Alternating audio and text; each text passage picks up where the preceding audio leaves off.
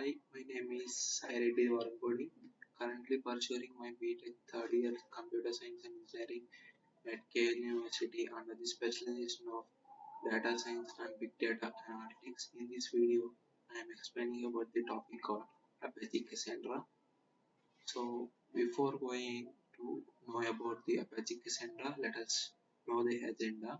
So, in this video, I am explaining about what is Cassandra, and then let us see about features of Cassandra, then evaluation of Cassandra. After that, let us see about the benefits and challenges of Cassandra, difference between Cassandra and MongoDB, Cassandra architecture, and finally, let us do a hands-on work in Cassandra. So let us know what is Cassandra first.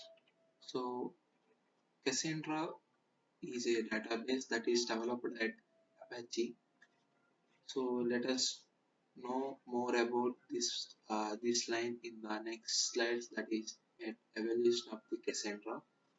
And the Cassandra is more highly popular for the next three terms, that is open source, NoSQL, and distributed database. Cassandra is an open source software, and it is a NoSQL, that is it is a non-relational database management system, and a distributed database, that is a database that can works at a time in multiple systems. Those databases are called distributed databases. So let us know the uh, the definition from the Cassandra website. So the official websites of the Cassandra is cassandra.apache.org. So according to the Apache Cassandra, they said that Cassandra is an open source NoSQL distributed database trusted by thousands of companies for scalability and high availability without compromising performance, linear scalability, and proven fault tolerance on commodity hardware or cloud infrastructure make it a perfect platform for mission critical data. So Apache Cassandra is a database that cannot compromise any about the performance issues or any accuracy data. So it will give the best, it will give the most more accuracy and more available scalability when comparing with and other databases. So let us know about the features of the Cassandra. So coming to the features of the Cassandra, these are the 8 features that can available with when using Cassandra. So Cassandra is an open source, and it is a high performance, and it is a peer-to-peer architecture. Peer-to-peer architecture is nothing but the connection between the multiple systems. Like when we can see this peer-to-peer architecture in the Cassandra architecture. And the next one is the column oriented. Then elastic scalability, can use you can use at anywhere at any time. Then tunnel consistency, then high availability and fault tolerance, then schema free. These are the 8 features of Cassandra. Let us see about the evolution of the Cassandra. So Cassandra is created by Apache and released at 2008. And this Cassandra, why this Cassandra is evaluated is when uh, in 2000, at least of in the beginnings of the 2000s 20th century, Facebook will suffer with the management issues of the data, because Facebook at that time Facebook contains a millions of the data, and they are suffering by managing the data, and it they contain some performance issues and scalability issues when working on the data. For that, Facebook using uh, Google Big Table in 2005 and Amazon DynamoDB in 2006, but the problem will not be solved. For overcome this problem, Apache works created a software called Cassandra, and this Cassandra will successfully overcome those problems and and give the best performance without any compromising issues. So after after working on after creating this Cassandra, it will release it in 2008 as an open source, and it will release it an enterprise and community editions in 2013.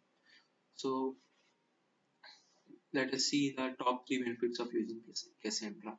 The first benefit is the performance issues. So best, it will give the best performance and high availability and more scalability. So it will give the data in very less time. It will run the query in a very less time, and the speed of this Cassandra is more when comparing with the other databases, and the scalability is also more, and reliability is also more. And these are the top three benefits of using Cassandra. And the challenges facing when using Cassandra is these four: rising maintenance costs, security compliance, and government risk. Add support from multiple sources, limited Apache Cassandra expertise. So server maintenance cost or database maintenance cost is current raising yearly annually, and the security issues, complaints, and hardware issues, those are the main challenges when you are using Apache Cassandra. And these are the 8 mistakes to avoid when using Apache Cassandra. So when if you solve these mistakes, you can use the Apache Cassandra without any failures. So let us see some mistakes like overlooking security, and like if you are not looking like if you're not sure know about the security issues in the Apache Cassandra, if you are not seeing the security issues, it will a big mistake. On continuous monitoring, you can continuously monitoring and hardware selection of the data. You can use the best hardware to working with the Apache Cassandra, otherwise the data may be crashed. So these are the 8 mistakes that will affect when you are using Cassandra, and you can solve these 8 mistakes. The database will runs more faster when comparing with the anchor data. So these are the some companies are which are using Cassandra right now. So Cisco, HP, IBM, etc. So let us see the difference between the Cassandra and MongoDB. So Cassandra and MongoDB, when know about the scalability, writing the scalability, Cassandra is very high and efficient scalability when comparing with the MongoDB, and the reading performance is also high when comparing with the MongoDB, and the Cassandra supports the JSON data, and MongoDB supports the both JSON data and BSON data also. So a replication method that Cassandra supports is selectable replication method. So replication factor. This factor will uh, helps to creating a copy of the data. So the MongoDB replication method is master slave replication method. That is master slave architecture that is like a master slave architecture, and Cassandra does not provides ACID transactions. MongoDB provides multi-document ACID transactions. So when we compare with these two, uh, which is best is I will say that it is based on your needs. Like if your model requires uh, decent data or a normal kind of data, you can normally use MongoDB. Or if your model or if your data requires a millions of the data, if your data is millions, then you can use Cassandra. It is based on your needs only. And let us see the Cassandra architecture. So before knowing about the Cassandra architecture, let us know about these fields like node, RF, and DB client, hash function, and token coordinator. copies. So these are the some key some variables you can see in the Cassandra architecture. So first of all, DB client is nothing but the database that are using in your local system, and token is nothing but the generated function of your data. So here database contains a table and with some values, and this value will be converted into a token. This value with the table will be generated as a token by using hash function. So this token will helps to find the data in your Cassandra database. So these are the nodes. Nodes is nothing but that you say is like systems, multiple system. Let us take node one is system one, system two, system three, and system four. And if these are a system for, and every system is interconnected. Like if you see the features of the Cassandra, it is a peer-to-peer architecture, right? Peer-to-peer architecture is nothing but system to system system to system connection. Like uh, this system will be connected with another system, the remaining all systems, and this system is also system 3 is also connected with 4 1 and 2, 2 is connected with 1 4 and 3.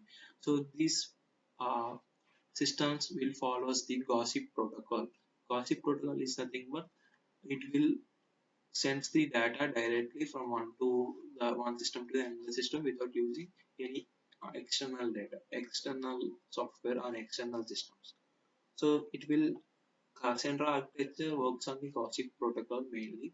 And coordinator is nothing but the coordinate the manager that will help by sending the data from the table to the Cassandra. So coordinator is basically any system is also a coordinator. Like you can take the node 1 as a coordinator, or node 2, node 3, or node 4. Anyone you can use as a coordinator. In this picture I am using node 4 as my coordinator. So after creating your token, it will generate a random number. So and that random number is unique, and this unique will be stored in some place. So before storing the some place, the data the system can separate the whole tokens into some uh, some uh, some particular range. So for example, if you see the node 1, it will stores the tokens from 10 to 20.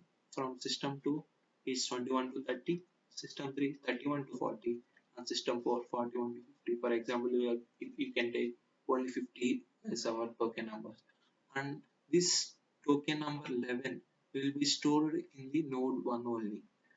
Node 1, it will send this node 4 will coordinate this token into by to passing this data to the node 1, and the data will be stored in the node 1, and it will also created a copy of the data. So this copy of the data is based on the reference factor. If you see replication factor, sorry, so replication factor, if the replication factor is 3, it will create the 3 copies of the multiple systems. So these are the here reference replication factor is 3, so it will create the 3 copies for 3 computers. Let for example, if the node 1 data is crashed, for let us take the node 1 data is missed or any files are deleted, so it will take the data from the node 2 or node 3, and you can it will work accordingly without any further disturbance, and it will save this copy into the node 1. So this is like a backup of the data. So the main thing of using the Cassandra is the backup mainly. So this is the architecture of the Cassandra. So for installing the Cassandra, these are the they are prerequisites, that is DataStax community and JDK. So to installing the DataStax, you can directly go for the academy.datastax.com website and download the Cassandra, and also it will work on the JDK. For that, you can download the JDK from oracle.com website. So for downloading the Cassandra, you can download from the Cassandra main website, that is the called cassandra.apache.org, and in that website you can download the Cassandra file. So let us go on practical session on Cassandra. For doing the Cassandra, I am currently using the astra.datastax.com. This is an online platform that contains a SQL console that will help to work on the Cassandra. So let us see the implementation and CRUD operations in Cassandra. Open this astra.datastax.com website. This is a SQL online SQL platform. So this is the Astra platform that will works on Apache Cassandra. You can use. So first of all, you can sign up for the DataStax. After that, you can create your account. So I am already signed. So I am using my Google account. So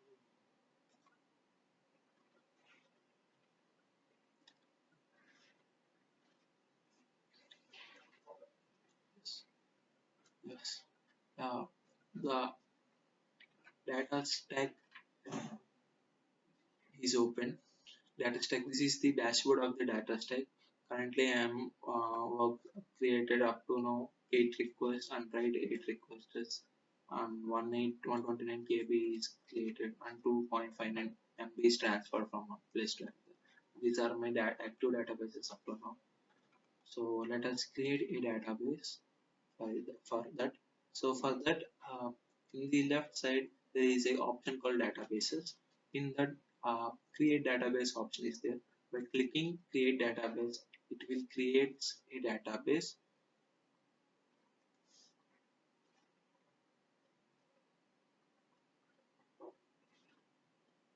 Yes, it will goes to the create database place. Let us give a database name as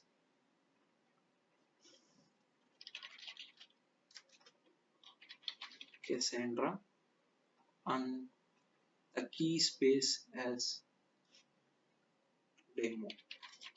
So demo is your database key name.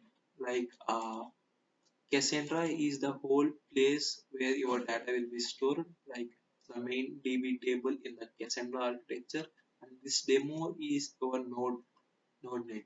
So by selecting any provider, let me select Asia Mumbai, and after clicking a service provider, you can see the create database button as active and click on the create database. It will create the database. It will take some time. So let me reload this page.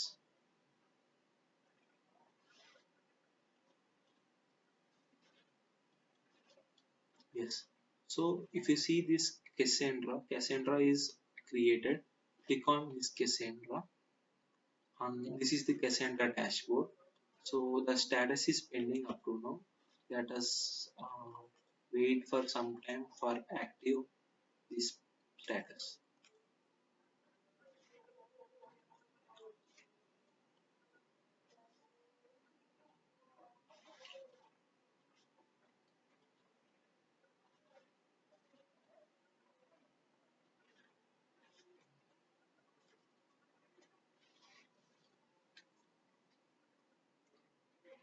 So before it will work, it will it will update it. Before that, let us see the dashboard.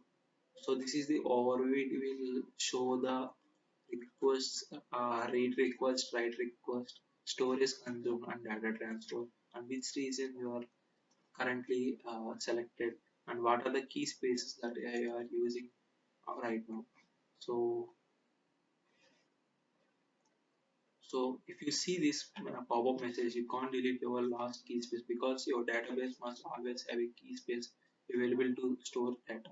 So key space is used to store your whole data, and this demo data will be sent uh, to multiple systems also. This demo data, the data inside this demo will be sent from multiple applications by clicking some adding key space further. So this is the health status.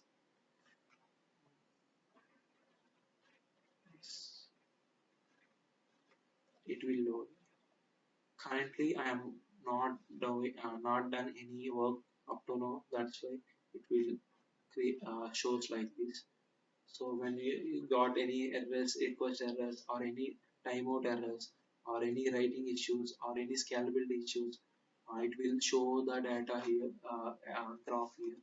And this is the connect page that will help you to connect from this Astra to your local systems, GraphQL, Node.js connecting Python, Java, etc. And this is the SQL console. SQL is nothing but Cassandra query language. Yes. So this is the Cassandra query language. It will create. It's here we can work Cassandra here on CDC change data capture. Right now we are not changing any data, and these are the settings of the data. uh, Let us see. Yeah, the status is active. So after the status is active, click on CQL console. Yes, it will load.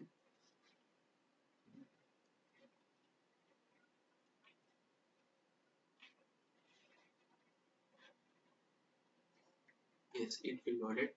For knowing what are the key spaces here, we have created one key space named demo. So this is the demo we are using. So for that, you can use the command called use demo. So here the system will be store the data in the demo. So uh, right now there is no data there.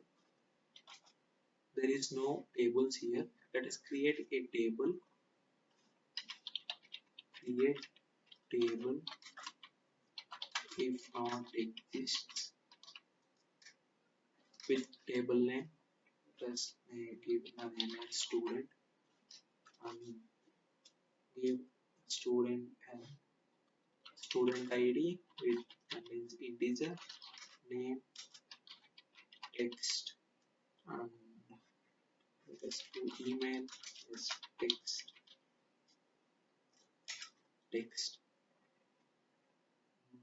Let us give the primary key also.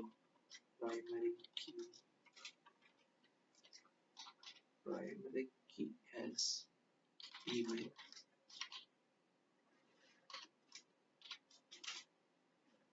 So here one table is created.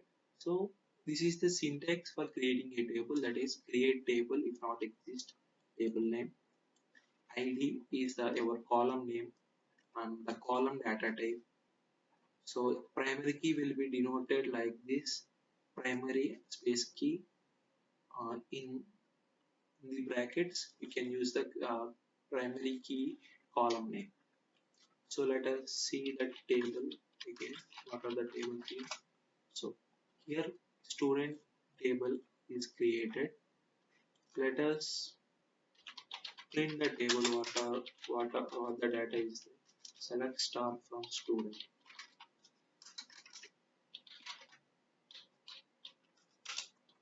So right now we have 0 rows. Let us insert one record. So insert into student. Student contains ID, name, the email, values, one side gmail.com. So this is the syntax for inserting data. So insert into table columns, space, values, and the values that you need to give. So let us print the data, select star from student. So this is the data.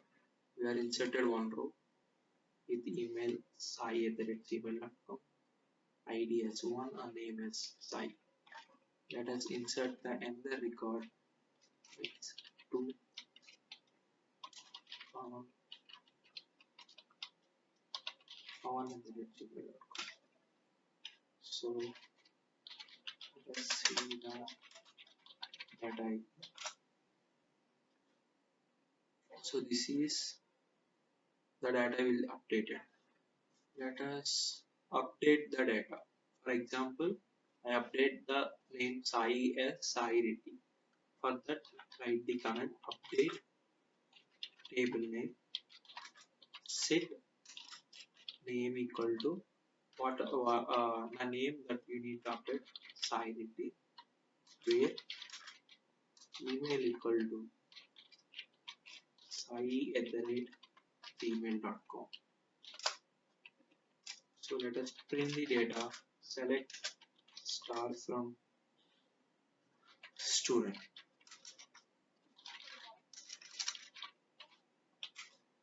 So here the data is updated as Sai Reddy. Let us delete the data. For that, let us delete the data as Pawan. So for that, delete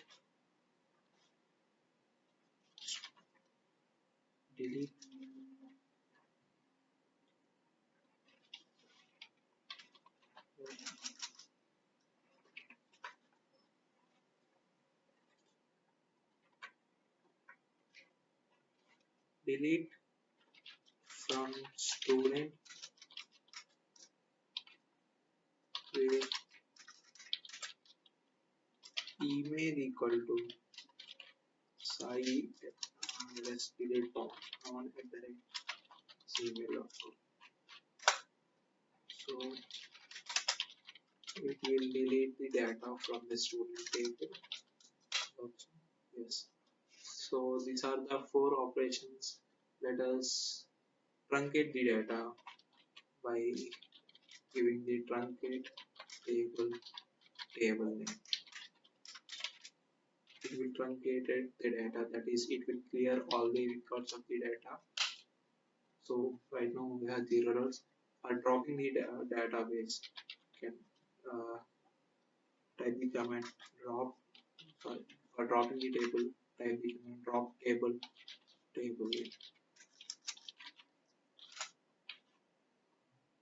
So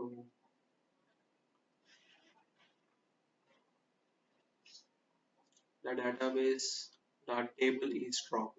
Let us see the table. ESC is the name, demo, right? ESC table. Yes. Yes. The table is deleted. So these are the CRUD operations by using SQL console.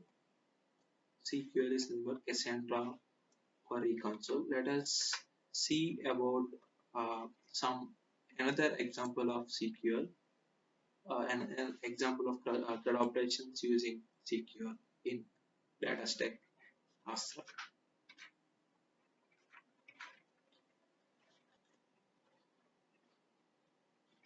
So this is the another example for CRUD operations in Apache Cassandra using DataStax Astra.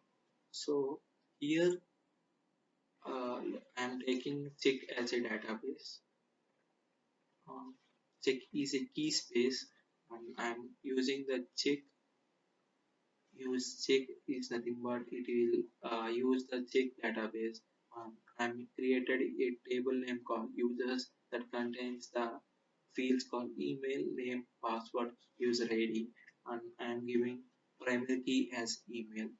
So after creating the table, I'm checking whether the table is created or not by using the command ds equal space tables. It will create the tables. So then I am inserting the record with my name sairid@mail.com, sairid6305, some password and the user ID. UUID is nothing but ID of a user. And this is the comments for in this is the comments slash in Apache Cassandra when we are working with the data. So this is the insert table. Let us see the table. Um, this is the sairid@mail.com. Sairid6305 is the user ID, and this is the update delete command. I am deleted with this email otzi@mail.com, and I am deleted. Before deleting the data, it will shows like this. After deleting, it will shows like it will contains only one row, and the OTZI data will be removed. Then this is the update records. Uh, for for that, we can write the command update user set username column name equal to new column value, where column name equal to old column name. So this is the update record data. So these are the spread operations when we are creating when we are using in Apache Cassandra. So that's it about this video. Thank you for giving this opportunity.